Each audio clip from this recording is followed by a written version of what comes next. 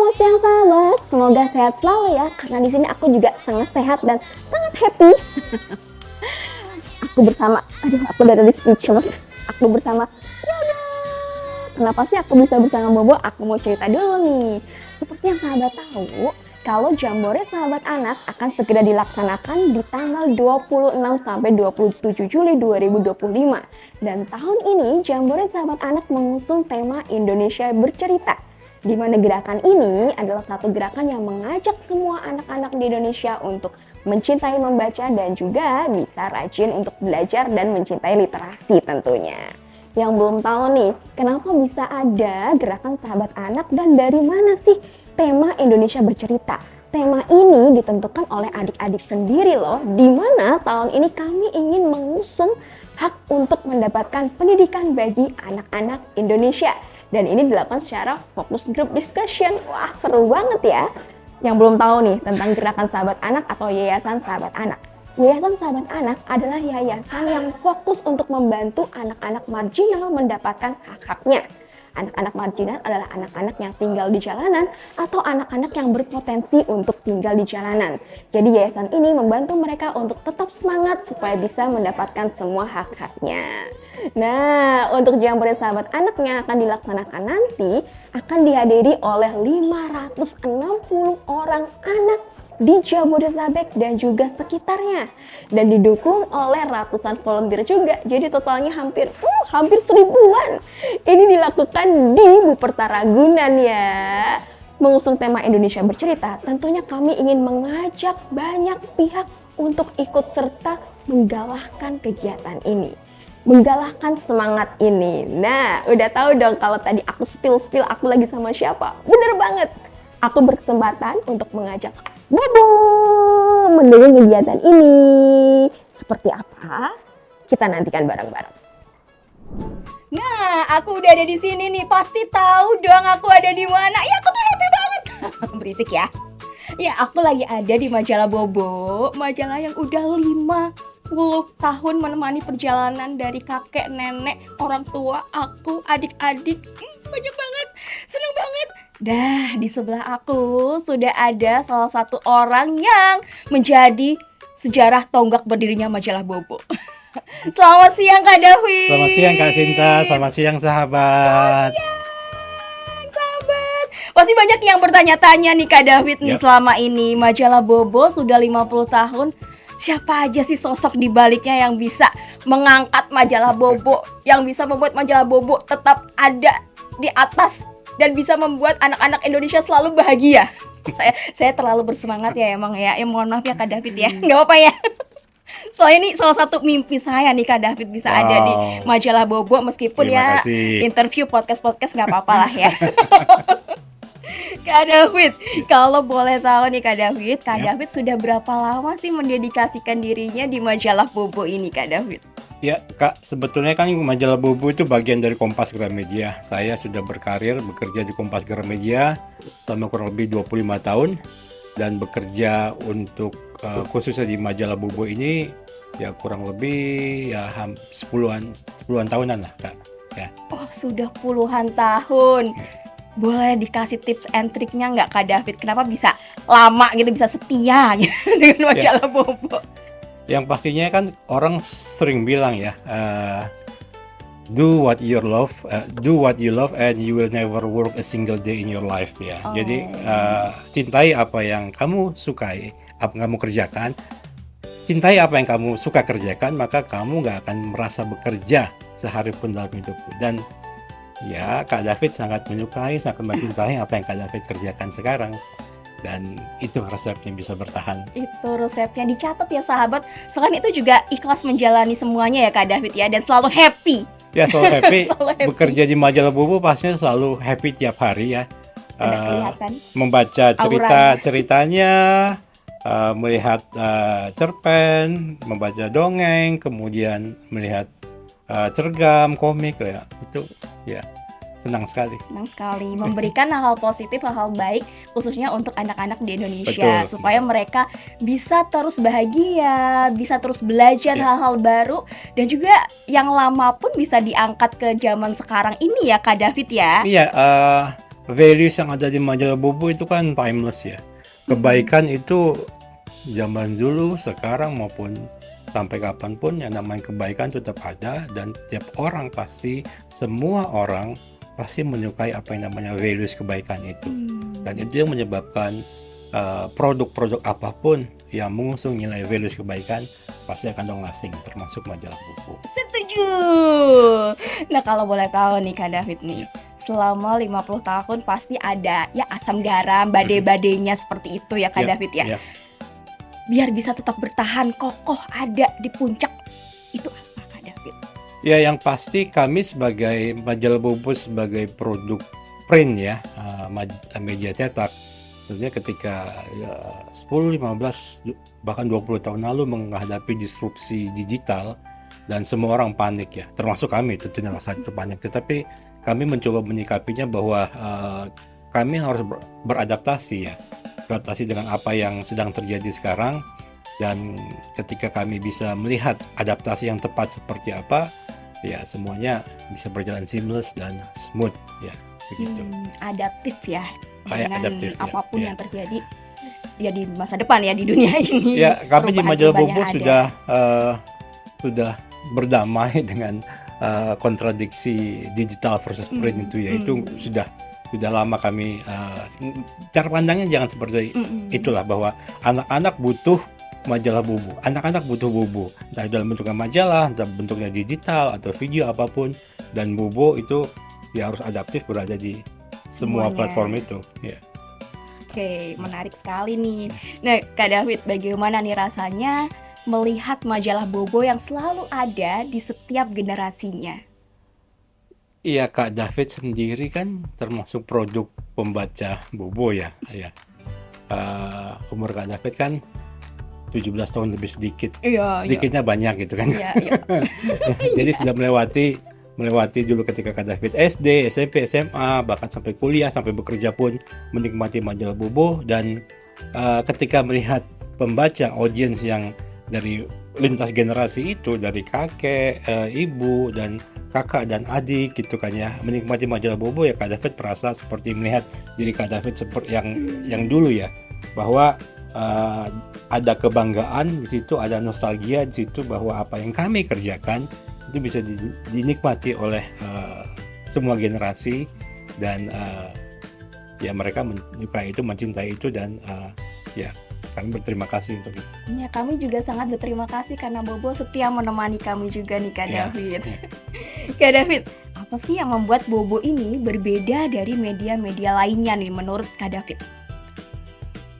Seperti Kak David tadi bilang adalah bahwa adaptif itu tentunya penting, tapi adaptif itu juga tidak boleh melupakan apa yang menjadi visi, misi, dan values tadi dari apa yang kami cita-citakan sejak awal ya.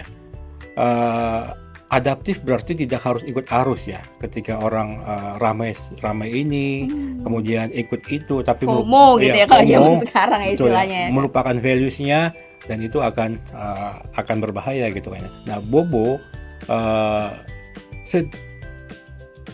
sebagian orang mungkin melihatnya ini kok old fashion banget ya. Tapi kami percaya bahwa nilai-nilai yang kami usung itu yang menjadi pembeda Bobo dengan produk-produk lain gitu kan ya.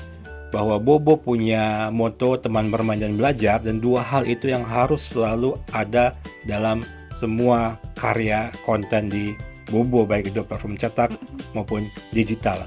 Dan Bobo juga berusaha menjadi bukan hanya sebuah barang yang dibaca, diletakkan, tapi Bobo menjadi seorang teman, menjadi sosok karakter yang bisa hadir untuk mengajari mereka, untuk menjadi teman bermain mereka, dan mereka menjadi ingat Bobo ketika mereka sedang butuh support system, teman belajar, butuh konten edukasi, butuh konten hiburan. Dan kami ingin Bobo selalu top of mind mereka, ingat, oh saya harus mencari Bobo untuk itu. Saya juga terus mencari Bobo kok Kak. Saya punya nih yang ini nih, sama satu lagi yang warna pink. Terus saya lagi pesen yang sedang berkolaborasi sekarang. Iya, dengan Kak Yoyo. Bagus banget itu. Tadi kayaknya Kak David udah menjawab pertanyaan aku nih yang tentang gadget dan juga tentang digital. Berarti kan memang Bobo sudah memasuki era digital juga, sudah berdamai juga. Kalau dulu mungkin masih cetak, digital, Ya, kita nggak boleh kalah betul. apa. Dan sudah memutuskan untuk bisa adaptif tapi juga nggak FOMO, Ya. tetap menjunjung tinggi nilai-nilainya, visi misinya juga tetap sama, tetap seru juga ya Kak David ya. Nah, ngomongin tentang seru nih Kak David, zaman sekarang kan ya, anak-anak itu kadang suka aneh juga ya. Zaman sekarang kan kalau kita dengar ada tung sahur gitu, balerina cappuccina gitu ya, fenomena brain rot gitu ya. Ya, ya. Bagaimana nih Bobo menyikapi sesuatu yang memang tetap seru, tetap edukatif, tapi di era gempuran yang FOMO yang ya mungkin kalau zaman yang dulu gitu kayak nggak boleh seperti itu gitu kan, tapi kan ya mau nggak mau zaman sekarang itu menjadi sesuatu yang menarik gitu. Ya, Bagaimana betul. nih caranya menyikapi hal itu dan strateginya menyampaikan cerita yang tetap masuk akal, tetap fun, tapi juga menyinggung yang sedang viral seperti itu Kak David. Ya, yang pertama adalah tantangan generasi sekarang itu sungguh jauh berbeda ya. Ketika saya dulu masih kecil, masih remaja, ya tantangannya mungkin nggak sebanyak sekarang ya. Jadi ketika saya sebagai orang tua, sebagai pengasuh majalah Bobo, kami harus benar-benar melupakan kami yang dulu gitu kan ya.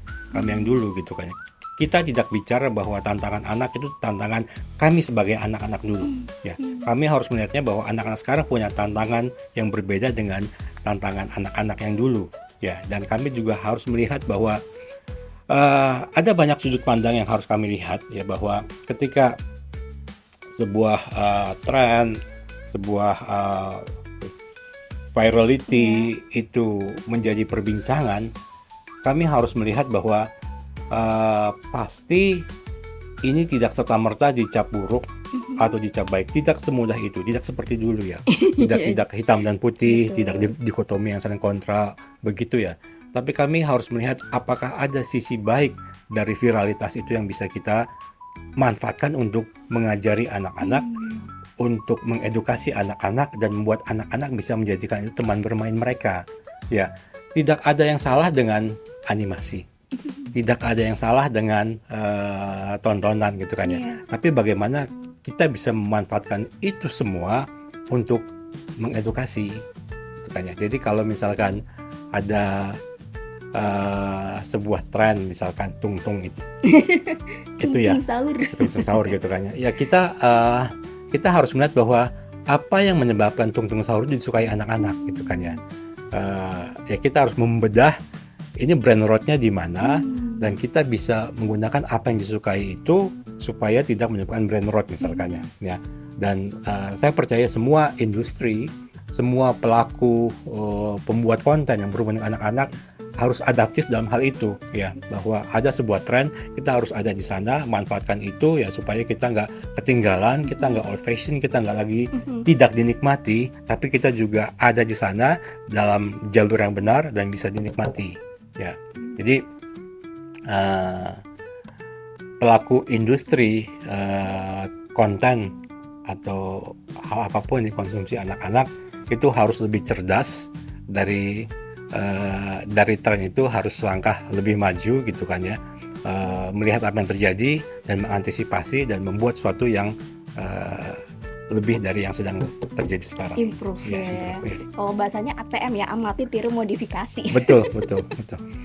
Kak David ini seru banget di pembahasannya ya, meskipun kita agak-agak serius sedikit gitu. Jadi saya juga senang nih bisa belajar banyak juga nih. Kak David, untuk saat ini nih ya, nilai dan pesan apa sih yang ingin Bobo sampaikan dan tanamkan kepada anak-anak Indonesia? Ya. Tentunya ya, nilai kebaikan, saya selalu ulang ini berkali-kali ya. Nilai kebaikan itu akan selalu sama sampai kapanpun kepada siapapun ya. Kepada semua makhluk hidup kita harus melakukan kebaikan dan itu values-nya sama.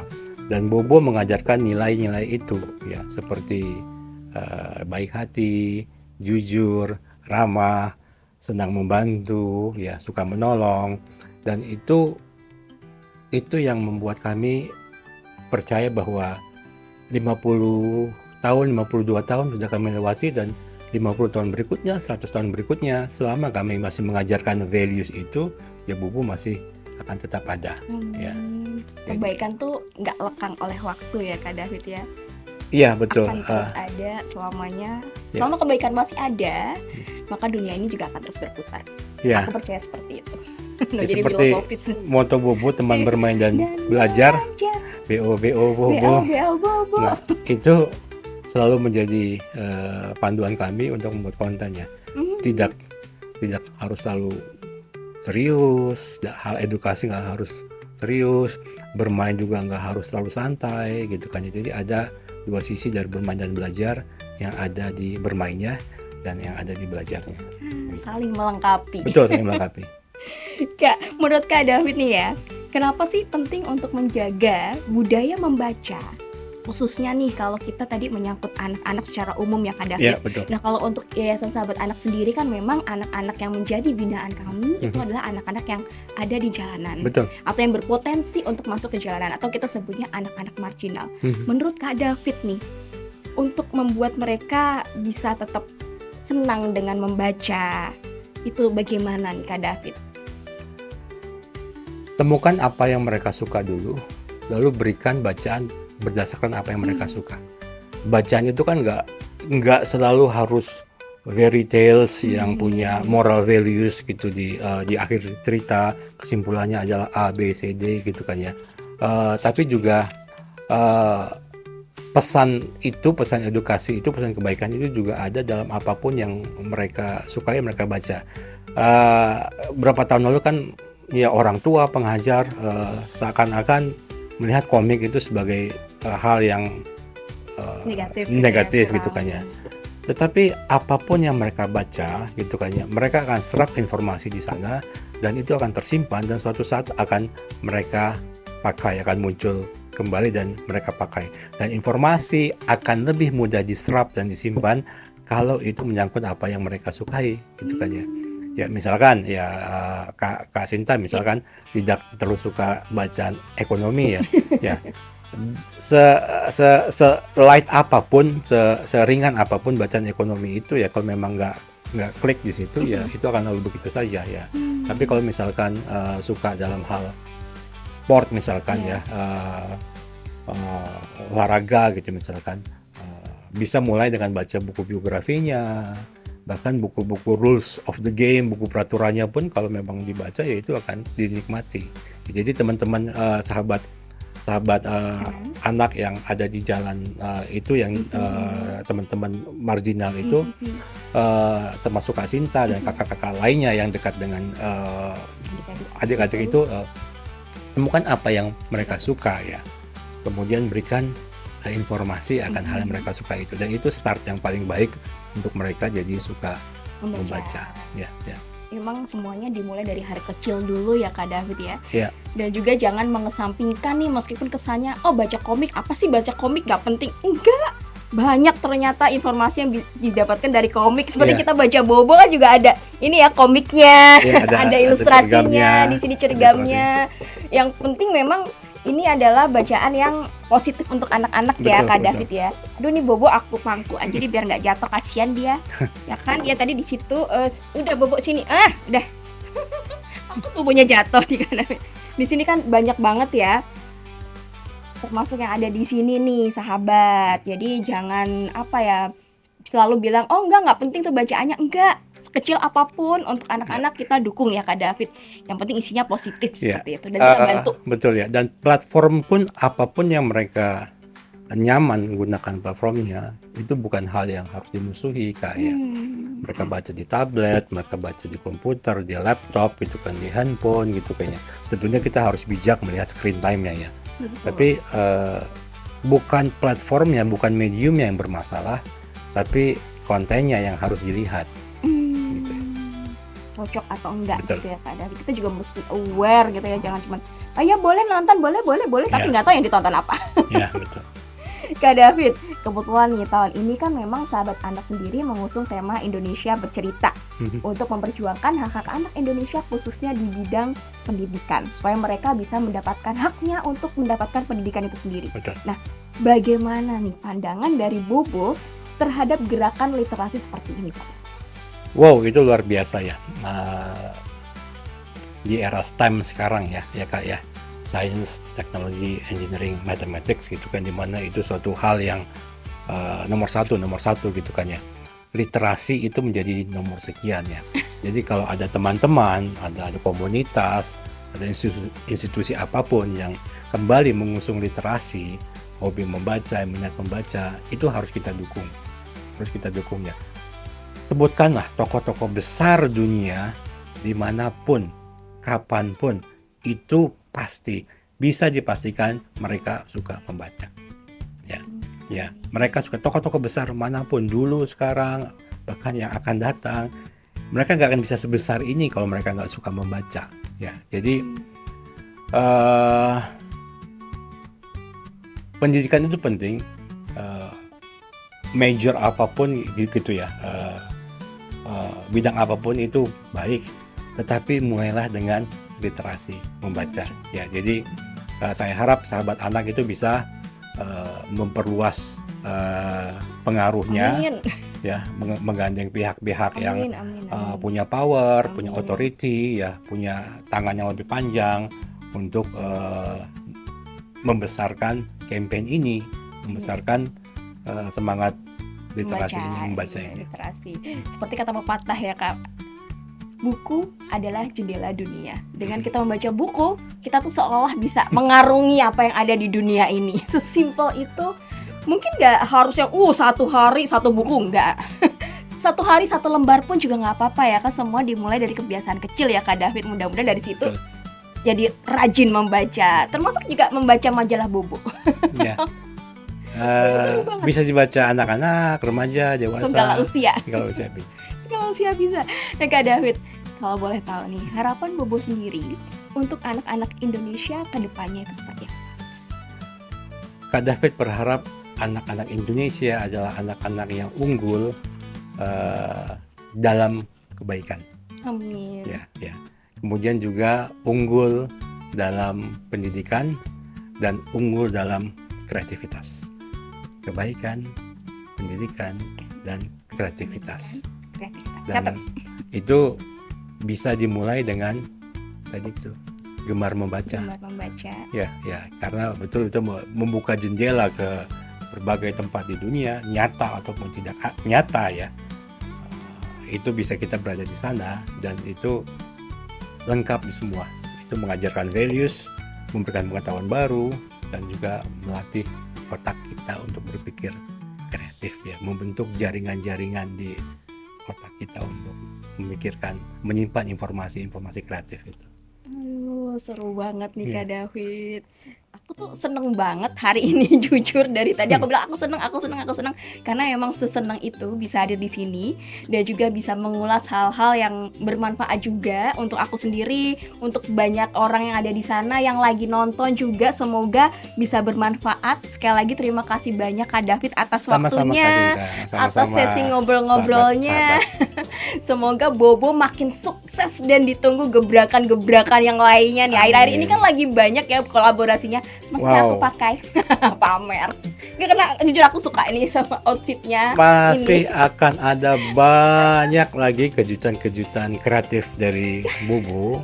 Siap-siap nabung. Ya, siap-siap terkaget-kaget dengan apa yang akan Bobo lakukan tentunya untuk anak-anak Indonesia, untuk keluarga Indonesia, untuk sahabat anak dimanapun berada. Terima kasih loh Kak David. Di sini kalau sahabat nonton langsung dapat spoiler. Ya. Jadi siap-siap nabung. Nanti mungkin Bobo akan bikin gebrakan-gebrakan yang sangat menarik. Kolaborasi yang jauh lebih menarik. Ini aku saking happy-nya sampai belibet nih.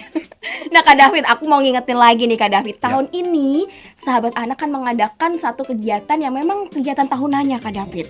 Jadi setiap tahun dari tahun 1997 sampai sekarang nih ya, alhamdulillah puji Tuhan masih berlangsung, yaitu Jambore Sahabat Anak.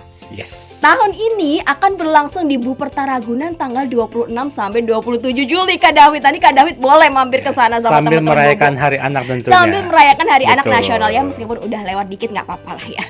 Boleh nanti Bobo, Coreng, Upik, Paman Gembul diajak, Nirmala, Oki boleh nanti. silahkan dengan senang hati kami bukakan pintunya. Boleh mampir. Nah, di sini aku juga mau ngingetin nih buat sahabat yang ingin mendukung kegiatan dari Yayasan Sahabat Anak untuk mendukung Jambore Sahabat Anak nih Kak David, caranya gampang banget ya. Banyak pilihan donasi yang bisa dipilih. Ada merchandise lucu juga nih Kak David. Dari sana sahabat bisa membantu anak-anak Indonesia untuk tersenyum bersama memperingati Hari Anak Nasional. Dan juga sesuai dengan tema kami tahun ini, Indonesia Bercerita. Yuk kita dukung anak-anak untuk terus belajar membaca, bercerita, apapun itu jangan dikerdilkan mimpinya. Pasti. Seperti tadi yang Kak David sampaikan juga ya. Dan terus tanamkan nilai-nilai kebaikan dimanapun berada sampai kapanpun. Nah, seneng banget nih yang pasti nih ya. Kita dukung anak-anak Indonesia untuk terus bermimpi. Dan juga kita sebagai orang dewasa juga bisa memberikan hal-hal positif ke dalam mereka. Terus belajar juga untuk bisa adaptasi di era yang seperti ini. Tetap semangat. Dan sampai jumpa di Jambore Sahabat Anak tahun 2025. Sampai jumpa bersama Bobo. Sampai jumpa. Sampai jumpa, Bobo. Teman bermain dan belajar. B-O-B-O, Bobo.